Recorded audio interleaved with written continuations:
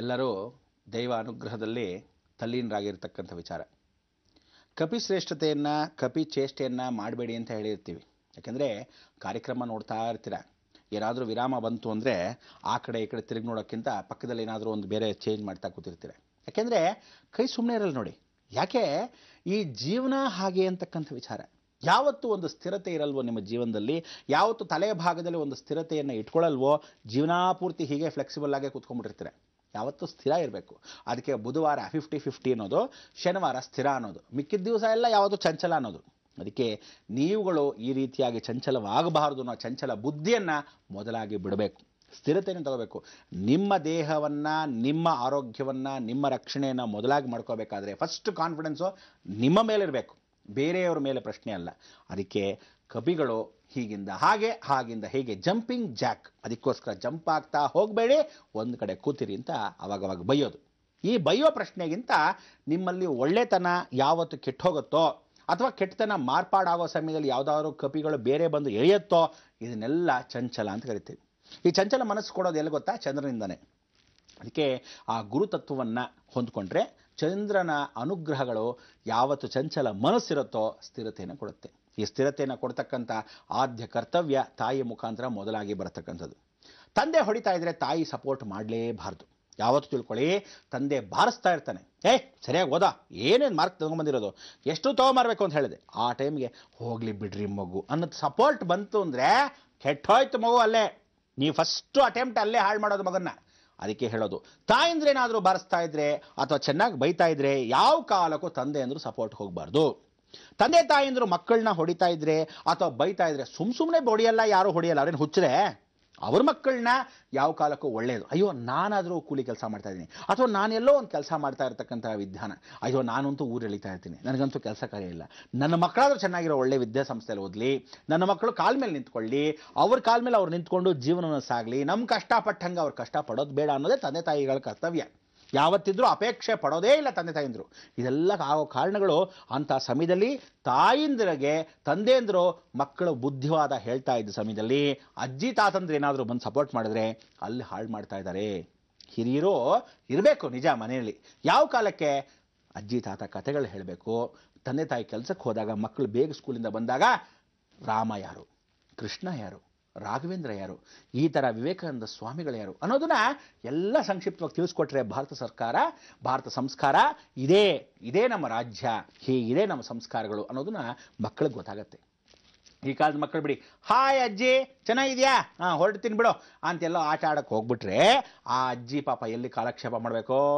ಈ ಮೊಮ್ಮಕ್ಕಳು ಅಜ್ಜಿ ತಾತನ ಹತ್ರ ಕೇಳೋ ಮಾತಾದರೂ ಯಾವಾಗ? ಇದೇ ಅಪಾರ್ಟ್ಮೆಂಟ್ ಯುಗ.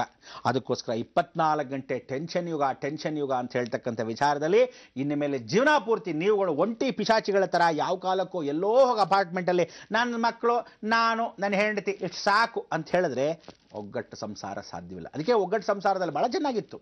ಇದೆಲ್ಲದಕ್ಕೂ ಕಾರಣ ಯಾವುದು ಗೊತ್ತಾ? ಚಂಚಲ ಮನಸ್ಸು, ಕಪಿ ಚೇಷ್ಟೆಗಳು. ಅದೇ ರೀತಿಯಾಗಿ ಚಂಚಲ ಮನಸ್ಸು ಜಂಪಿಂಗ್ ಜಾಕ್, ಮೈಂಡ್ ಜಂಪ್ ಆಗ್ತಿರುತ್ತೆ. ನೀವು ಜಂಪ್ ಆಗದೆ ಇದ್ದ ಹಾಗೆ ಒಂದು ಜಂಪರ್ನ ನಟ್ಟು ಬೋಲ್ಟ್ ಹಾಕಿ ಕೂಡಿಸ್ಬೇಕು. ಆ ಕೂಡಿಸೋ ತನ ಗುರುತತ್ವ. ಅದಕ್ಕೆ ನಿಮ್ಗಿರೋದು ಒಂದೇ ಮಾರ್ಗ, ಗುರಿ, ಮುಂದೆ ಗುರು, ಹಿಂದೆ ಗುರಿ. ಹಾಗೆ ಆ ಗುರುವನ್ನು ಹಿಡ್ಕೊಂಡು ಹೋಗ್ತಾ ಇದ್ರೆ ಆ ಗುರಿ ನಿಮ್ಮನ್ನು ಸಾಧಿಸ್ತಾ ಇರುತ್ತೆ, ಜೀವನ ನಡೆಸ್ಕೊಂಡು ಹೋಗ್ತಿರುತ್ತೆ. ಚಂಚಲ ಮನಸ್ಸಿಗೆ ಸ್ಥಿರತೆಯನ್ನು ಕೊಡ್ತಾರೆ ಜಗನ್ಮಾತೆ. ಅದಕ್ಕೆ ಹೇಳೋದು, ಗುರುವಾಗಿ ಬರ್ತಾಳಂತೆ, ಕರ್ಕಾಟಕ ರಾಶಿಯಲ್ಲಿ ಕೂತ್ಕೊಂತಾಳೆ ಅಂತೆ. ಇಷ್ಟೆಲ್ಲ ವಿಸ್ತರಣೆಯನ್ನು ನಿಮಗೆ ನೀಡಿದ್ದು, ಈ ಉದಾಹರಣೆಗಳು ಅದಕ್ಕೆ ಕೊಟ್ಟಿದ್ದು. ಈಗ 2ನೇ ಭಾಗಕ್ಕೆ ಬರೋಣ. 2ನೇ ಭಾಗ ನಕ್ಷತ್ರ ರಾಶಿಯಲ್ಲಿ ಕೂತ್ಕೊಳ್ತಕ್ಕಂಥ ವಿಧಿವಿಧಾನ, ನೀರಿನಾಂಶ. ಮೊದಲೆಲ್ಲ ನೀರನ್ನ ಮುಗಿಸ್ಬೇಕು. ಅದಕ್ಕೆ ನೀರು ತತ್ವಗಳಲ್ಲಿ ನಾವು ಏನು ಹೇಳ್ತಾ ಇದ್ವಿ? ಮೇಷ, ವೃಷಭ, ಮಿಥುನ, ಕರ್ಕಾಟಕ ಅಂದರೆ 4ನೇ ಭಾಗ, ಅದು ಜಲತತ್ವ. ಇನ್ನೊಂದು ಮತ್ತೆ ತಿರುಗಿ ಸಿಂಹ, ಮಿಥುನ ಅನುಗ್ರಹವನ್ನು ಕೊಡ್ತಕ್ಕಂಥದ್ದು. ಈ ಸಿಂಹ ಮತ್ತು ಮಿಥುನ ಮಧ್ಯದಲ್ಲಿ ಯಾರಿದ್ದಾರೆ? ಕರ್ಕಾಟಕ. ಸಿಂಹ ಅಂದರೆ ಅಗ್ನಿ, ಆ ಅಗ್ನಿಯ ಮಧ್ಯದಲ್ಲಿ ಯಾವುದೋ ವಾಯುತತ್ವ. ಗಾಳಿ, ಎರಡೂ ಅಗ್ನಿ ಮತ್ತು ಗಾಳಿ ಶತ್ರು ಸ್ಥಾನದಲ್ಲಿ ಕೂತಿರೋದೇ ನೀರು. ಅದಕ್ಕೋಸ್ಕರ ಆ ನೀರು ಈ ಕಡೆ ಶತ್ರು, ಆ ಕಡೆ ಮಿತ್ರ. ಈ ಕಡೆ ಯಾವ ಕಾಲಕ್ಕೂ ಸಂಬಂಧವೇ ಇಲ್ಲದ ಹಾಗೆ. ಗಾಳಿ ಜೊತೆ ಏನಾದರೂ ನೀರು ಬೆಳೆಯುತ್ತಾ? ಬೆರೆಯಲ್ಲ.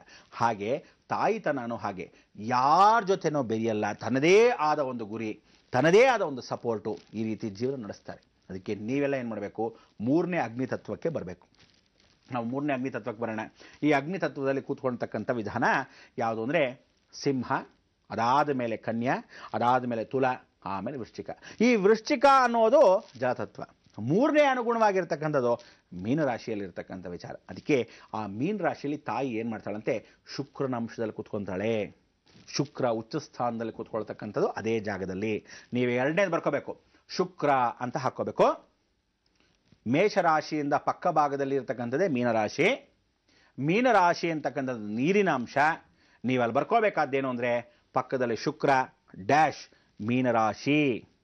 ಶುಕ್ರ ನೀರಿನಲ್ಲೇ ಕೂತ್ಕೊಳ್ಳೋದ್ರಿಂದ ಲಕ್ಷ್ಮಿ, ಲಕ್ಷ್ಯವನ್ನು ಸಾಧಿಸೋ ಲಕ್ಷ್ಮಿ, ನೀರಿನ ಅಂಶ. ಕೈಗಿರುತ್ತೆ, ದುಡ್ಡು ಸಿಗಲ್ಲ, ಖರ್ಚಾಗ್ತಾ ಇರುತ್ತೆ, ನೀರು ಥರ. ಅದಕ್ಕೆ ಹೇಳೋದು ಕೈಗೆ ಸಿಕ್ಕಿ ಸಿಗದೇ ಇರತಕ್ಕಂಥದ್ದೇ ಚಂಚಲ. ಆ ಚಂಚಲ ಮನಸ್ಸು ಸ್ತ್ರೀಯಾಗಿ ಶಕ್ತಿಯಾಗಿ ಕೂತ್ಕೊಳ್ಳೋ ಜಾಗವೇ ಮೀನರಾಶಿ. ಆ ಮೀನರಾಶಿ ಉಚ್ಚಸ್ಥಾನ ಸಾಕ್ಷಾತ್ ಜಗನ್ಮಾತೆ. ನೀವಲ್ಲಿ ಮಾಡ್ಕೋಬೇಕಾದೇನು ಅಂದರೆ ಬರ್ಕೊಂಡು ಡ್ಯಾಶ್ ಹಾಕ್ಕೊಂಡಾಗ ಸಾಕ್ಷಾತ್ ಜಗನ್ಮಾತೆ ಅಂತ ಹಾಕೋಬೇಕು. ಯಾರೋ ಮಹಾಲಕ್ಷ್ಮಿ ಬರ್ಕೊಳ್ಳಿ. ಪಕ್ಕದಲ್ಲಿ ಅಲ್ಲಿ ಪಾರ್ವತಿ ಪರಮೇಶ್ವರ, ಮೀನರಾಶಿಗೆ ಸಾಕ್ಷಾತ್ ಮಹಾಲಕ್ಷ್ಮಿ ಅಂತ ಬರ್ಕೋಬೇಕು. ಈ ಮಹಾಲಕ್ಷ್ಮಿ ಗಜಯೋಗದಲ್ಲಿ ಕೂತ್ಕೊಂತಾಳೆ. ಎರಡು ಭಾಗ ಗಜಲಕ್ಷ್ಮಿ ಆಗಿರ್ತಾಳೆ. ಅದಕ್ಕೆ ಯಾವುದೇ ಒಂದು ದೇವಸ್ಥಾನಕ್ಕೆ ಹೋಗಿ ಎಂಥ ದೇವರಾದ್ರೂ ದ್ವಾರದ ಮೇಲೆ ಭಾಗದಲ್ಲಿ ಏನಿರುತ್ತೆ, ಗಜಲಕ್ಷ್ಮಿ. ಲಕ್ಷ್ಮಿ ಚಂಚಲೆ, ಆದರೆ ಬಾಯಿ ಹಿಡಿದು ಕೈ ಕಟ್ಟಿ ಲಕ್ಷ್ಮಿ ಹಿಡ್ಕೊಳಕ್ಕಾಗತ್ತಾ? ಸಾಧ್ಯವಿಲ್ಲ. ಎರಡು ಗಜಕೇಸರಿ ಯೋಗಗಳು ಅಂದರೆ ಎರಡು ಆನೆಗಳು, ಅದು ಮಧ್ಯದಲ್ಲಿ ಬಿಳಿ ಶ್ವೇತ ಆನೆ. ಆ ಕಮಲದ ಹೂನು ಅಷ್ಟೇ ಬೆಳ್ಳಗಿರ್ತಕ್ಕಂಥ ಕಮಲದ ಹೂ, ಧನಪ್ರಾಪ್ತಿಯನ ಸ್ವರ್ಣ ಮಹಾಲಕ್ಷ್ಮಿ. ಅದಕ್ಕೆ ಮಾಂಗಲ್ಯಂ ಸರ್ವದಾ ರಕ್ಷಣೆ. ಎರಡು ಮಾಂಗಲ್ಯದ ಮಧ್ಯೆ ಸ್ವರ್ಣಲಕ್ಷ್ಮಿ ನೀವು ಹಾಕೋಬೇಕು. ಎರಡು ಮಾಂಗಲ್ಯ ಗಜಯೋಗ. ಮಧ್ಯದಲ್ಲಿ ಮಾಂಗಲ್ಯ, ಎರಡು ಮಾಂಗಲ್ಯದ ತಾಯಿ ಮನೆ ಕಡೆ ಒಂದು ಮಾಂಗಲ್ಯ, ತಂದೆ ಮನೆ ಕಡೆ ಒಂದು ಮಾಂಗಲ್ಯ. ಎರಡು ಮಾಂಗಲ್ಯದ ಮಧ್ಯದಲ್ಲಿ ಅಂದರೆ ಆ ತಂದೆ ಅಂತಕ್ಕಂಥ ವಿಚಾರ ಬಂದು ಗಂಡ ಅಂತ, ತಾಯಿ ಮನೆ ತವ್ರ ಮನೆ. ಇವರಿಬ್ಬರು ಮಾಂಗಲ್ಯದಲ್ಲಿ ಏನು ಹೇಳುತ್ತೆ, ಮಧ್ಯದಲ್ಲಿ ಸ್ಥಿರವಾಗಿ ಚರಲಕ್ಷ್ಮಿ. ಚರಲಕ್ಷ್ಮಿ ಸ್ಥಿರವಾಸ, ಭದ್ರ ಕೂತ್ಕೋಬೇಕು. ಹೇಗೆ ಆ ಸ್ವರ್ಣಲಕ್ಷ್ಮಿ ಬಂಗಾರದ ಕಾಸನ್ನ ಹಾಕೊಂಡಾಗ ಮಾಂಗಲ್ಯ ರಕ್ಷಣೆಯನ್ನು ಯಾವತ್ತೂ ಮಾಡಿದಾಗ ಗಜಗಳು ಎರಡು ಆನೆಗಳಿದ್ದ ಹಾಗೆ ಆ ಲಕ್ಷ್ಮಿಯನ್ನು ಕಾಪಾಡ್ತಾರೆ.